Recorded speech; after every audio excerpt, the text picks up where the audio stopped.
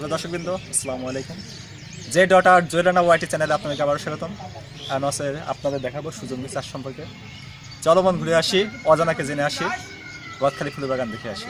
এখন আপনাদেরকে দেখাবো সূর্যমুখী ফুল কীভাবে চাষ করা হয়। এটা শীতকালীন শীতকালীন ফুল, আপনারা চারা থেকে কীভাবে উৎপন্ন করবেন, এটা কয়মুখী বীজ বা বীজ কেমন হয়, এই ফুলটা কীভাবে লাগানো হয়, কীভাবে পরিচর্যা করা হয়, সেটা আপনাকে জানাবো। তো চলুন ভিডিওটি শুরু করা যায়।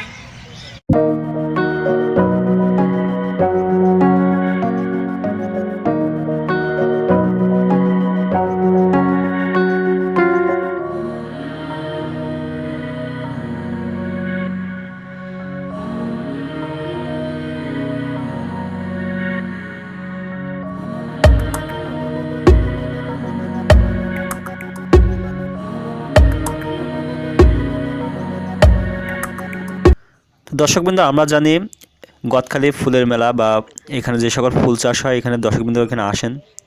তাছাড়া আমরা সূর্য ফুলের চাষ সম্পর্কে আমরা বিস্তারিত জানবো। চলুন শুরু করা যাক।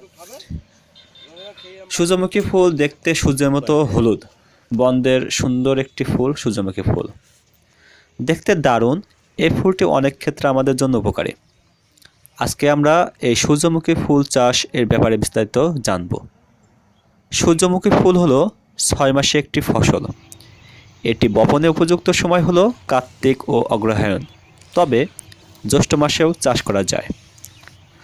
সূর্যমুখী ফুল চাষের জন্য পানি জমে না এমন জমি চাষের জন্য উপযুক্ত, তবে দোআঁশ মাটি হলে ফলন ভালো হয়।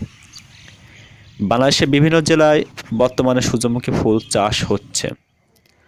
যশোর, রাজশাহী, টাঙ্গাইল, দিনাজপুর সহ অনেক জেলাতে এই সূর্যমুখী ফুল চাষ হচ্ছে।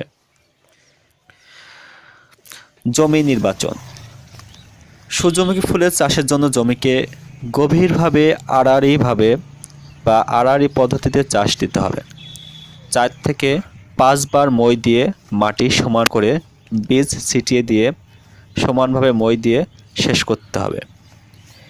এছাড়াও কোনোরূপ চাষ ছাড়াই ডিপলিং পদ্ধতিতে চাষ করা যায়। সূর্যমুখী ফুলের বীজ সংগ্রহের সময় এমন বীজ নির্বাচন করতে হবে যার অঙ্কুরোদ্গম ক্ষমতা 100% হতে হবে। তাছাড়া প্রতি 1000টি বীজের ওজন গড়ে 70 থেকে 75 গ্রামের মতো হতে হবে। এর জীবনকাল 3 থেকে 4 মাস পর্যন্ত হয়ে থাকে। এই বীজগুলো দেখতে অনেকটা কালো বা হালকা সাদা বর্ণের দেখতে মনে হয়, কিন্তু এই বীজগুলো দেখতে হবে যাতে বীজগুলো অঙ্কুরোদ্গম ক্ষমতা বেশি হয় এবং পরিপক্ক হয়। চলুন এবার জানবো জমিতে সার প্রয়োগের। 1 বিঘা বা 33% জমিতে নির্দিষ্ট হারে urea, TSP, MP, magnesium sulphate, gypsum ও জিঙ্ক সালফেট প্রয়োগ করতে হয়। যদি আপনি বাণিজ্যিকভাবে সূর্যমুখী ফুল চাষ করতে চান সেক্ষেত্রে সারি পদ্ধতি অবলম্বন করতে পারেন। স্বাস্থ্যগত দিক বিবেচনায় সূর্যমুখী ফুল চাষ সময় উপযোগী ও লাভজনক শস্য। আমাদের দেশের মাটি নাতিশীতোষ্ণ আবহাওয়ায় সূর্যমুখী ফুল চাষের জন্য উপযোগী। এছাড়াও সূর্যমুখী ফুল থেকে যে তেল পাওয়া যায় তা স্বাস্থ্যের জন্য অনেক উপযোগী।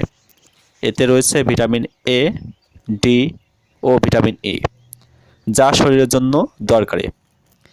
এছাড়াও সূর্যমুখী থেকে আমরা তেল পেয়ে থাকি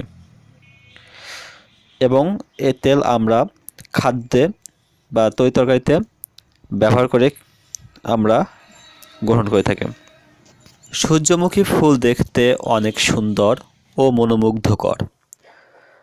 গদখালি ফুলের অনুষ্ঠানে পর্যটকরা অন্যান্য ফুলের বাগান সহ সূর্যমুখী ফুলের বাগান দেখে মনের তৃপ্তি মেটায়।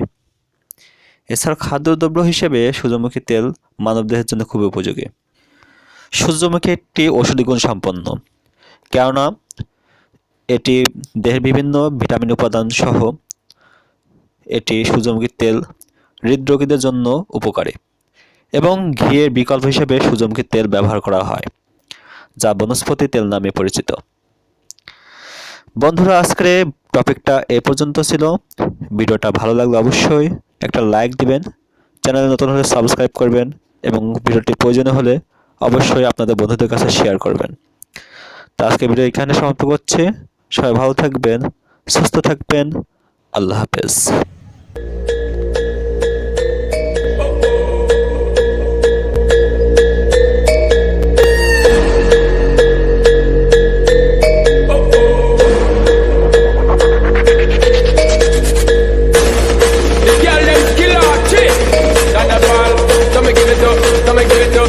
Give it up, to our girl. 5 million and 40 naughty shot.